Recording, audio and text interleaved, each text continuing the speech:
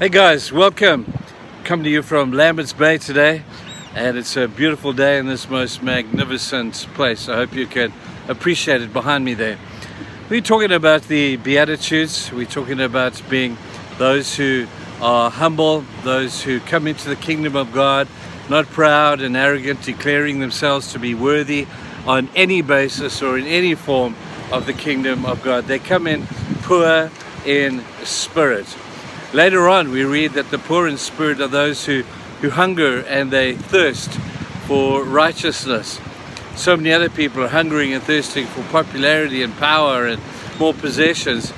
But those who come to God in pureness and in poorness of spirit are those who hunger for righteousness. Now, this is the foundational truth of the Beatitude. This is Beatitude number 1. Every one of the others hinges on this one. But it's this poorness of spirit that we are talking about, the enemy, which is pride. One of the enemies of pride that comes in the most, probably for me, one of the ugliest formats, is the pride that becomes a spiritual pride. There's nothing more ugly than spiritual pride. Spiritual pride happens when one person thinks that they're better than the other in the eyes of God. That they think, I know more than you, I experience more than you, therefore I am a better person or a better believer than you are. God hates this. God hates spiritual pride. He always has. When it came to the life of Jesus, Jesus was continually at war with those who were called the self-righteous. God is into righteousness, but self-righteousness is not what he's after. The self-righteous are those who lord it over others. They're the ones who declare on the basis of what they know and on the basis of the law. They're very quick to try and correct other people. And this theological or this spiritual form of pride, I think, has to be one of the ugliest that exists. We see this in a parable that Jesus told about the Pharisee and the tax collector. Remember? Where the Pharisee came into church, and as he prayed, he declared what a good guy he was. He told God that he was tithing. Meanwhile, he wasn't really telling God, he was telling the people who were listening to him how he had tithed and how he was fasting and how he had made huge sacrifices for the cause of the church or of the temple at that time.